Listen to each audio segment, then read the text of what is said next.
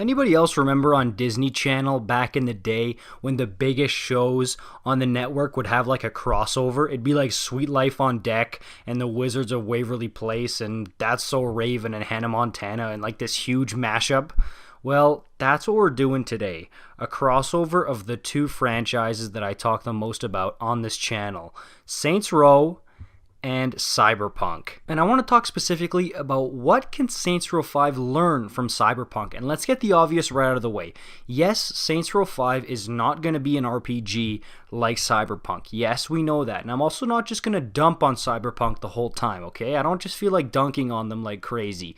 Just like objectively, what can Saints Row 5 learn from Cyberpunk? Not as an RPG, but as a big AAA game release in general, to be better. Alright, I want to get the obvious one out of the way first. Obviously, the game needs to be optimized for the consoles it's going to be on. If you're seeing that there's so much stuff that you can't really fit it on the PS4 and Xbox One and make it run correctly, which I doubt, because Saints Row is on a generally smaller scale than Cyberpunk, then just don't put it on there or take the extra time that you need for it. Same thing for like Nintendo Switch. A lot of people are asking for this thing to be on the Switch, but if they can't make it happen, like dude, I think personally getting the game on the PS5 and Series X takes it away from being eligible on the Switch, at least for the time being, because they're going to try and shoot for this moon here. They're going to try and shoot for the big stuff. So I really do think that they need to make sure it's optimized. You do not want another fiasco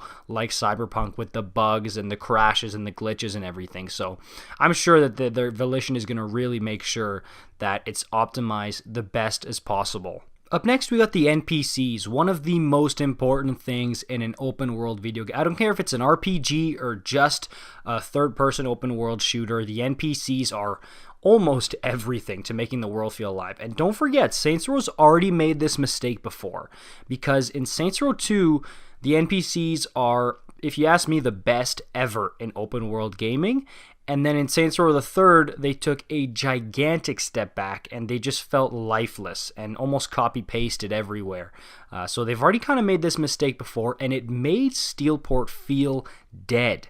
So I get it. Look, they talked about it before in Saints Row 2. It was a tough task to make sure that every NPC was unique and different. They had to do some really tough work to make that possible. But dude, now where we're at with gaming, it's a necessity. It's really crucial and important to make your world feel alive and keep players coming back to your world. You need NPCs that are fascinating and interesting. Not just Construction Worker 1 and Construction Worker 2, you know what I mean? Up next, we've got the marketing. This is a touchy subject because CDPR has been kind of caught red-handed, that they pretty much lied with a lot of the stuff they were going to put into the game and how the performance was going to be on PS4 and Xbox One. So what I would say is Saints Row can definitely learn from the marketing of Cyberpunk 2077. Now, I'm not saying lie, okay? Because of course don't do that. But think about how great of a job the marketing was for Cyberpunk. And I get it. A large portion of that was Keanu Reeves. And yes, you're not going to get Keanu Reeves or maybe anybody of that stature in Saints Row 5. Maybe. But I'm just saying, you want to get the hype train going. And I know a lot of people, no, you don't want to get hype for the... Dude, getting people excited for your game is never a bad thing. And Saints Row the Third did the best job of marketing out of all the games in the series, okay? And they really need to do another solid job at marketing in order to revive this franchise. That's the thing here. You're not starting with a brand new IP here. You're trying to resuscitate a dead franchise almost. And of course, step one was Saints Row the Third Remastered, and we got the movie coming out. So it is crucial that the gameplay trailers, the regular trailers, the ads on YouTube, the billboards are eye-catching, good, and honestly an accurate representation of what the game is going to be, showing that it's fun, unique, and interesting. Next up, we've got the importance of customization. Now, okay, Saints Row is known for honestly probably having the best character customization out of any game out there. You can really change anything to your liking. Like, you guys seen my character creations. I've made The Rock, Thanos, Mike Tyson.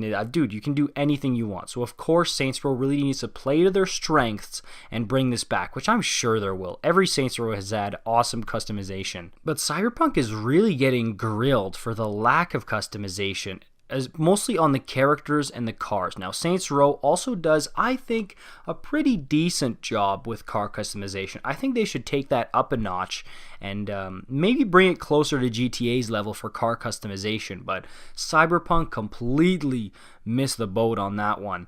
And people are kind of angry about it. Like, I know a lot of people say, oh, this isn't GTA, go play GTA. Dude, it's not about being GTA. Why does customization have to be reserved for Grand Theft Auto? It's really not. It's customization. And I think CDPR maybe thought, oh, they won't notice. They're going to be so occupied exploring Night City, doing the missions, they won't even notice that there's no customization. Oh, we noticed. And now they have the task of trying to bring it into the game post-launch. So Saints Row, again, play to your strengths and really go hard in the customization department. Okay, for this next one, I'm going to be vague on purpose to not give away big spoilers. For the story, I'm not saying give us choices like in an RPG. Now, keep in mind, Saints Row has played with player choice before. Okay, again, I don't want to spoil anything, but there's been some big choices you can make in the Saints Row franchise, especially for the endings. So keep playing with that, but you can also take a look at the Cyberpunk story, because to me, you guys have heard me say it, it's the strongest part of the game. And you can really borrow a lot of story beats from Cyberpunk. Now, I'm not saying copy the story, okay? I'm just saying, oh, okay, that type of plot line or twist works, okay? How can we put our own spin on that? That's what I'm telling you, okay? I'm not saying turn this into Cyber Row 5, okay? I'm saying that, okay, that works. Let's add a unique twist, some Saints Row flavor on it. And that doesn't just go for the story, that goes for the missions too. For me, I find that Saints Row really kind of falls into this thing where it really turns into just go here, shoot these people, go there, shoot these people. You know, there's a couple missions that spice it up a little bit, but it generally ends with, oh, you got to shoot your way out of this, or oh, go shoot this guy. You know what I mean? Take some advice almost from Cyberpunk in this department with mission design and keep it fresh, freshen it up, and add some different kinds of missions where you're doing different things. It doesn't always have to be a shooter every single mission. And also, we've got the activities. Now, this is one where Saints Row, to me, is absolutely genius, because the side activities in Saints Row are awesome. They're honestly one of the best. I love them. Everything from mayhem to insurance fraud to even demolition derby. Saints Row knows what's up. Now, the only thing I would say is maybe separate the activities from the missions. That's the only thing I would say in that department. But dude, just keep doing what you're doing with the activity Saints Row. But again, you can learn from Cyberpunk in this department, because what are a ton of people saying about Cyberpunk right now? The world is dead.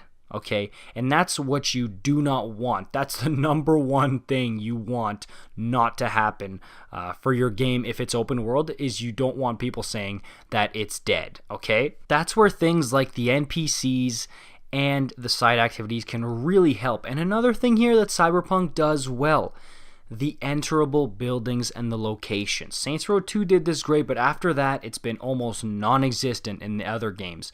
Make verticality a part of your game. You will not regret it, and the fans will thank you for it.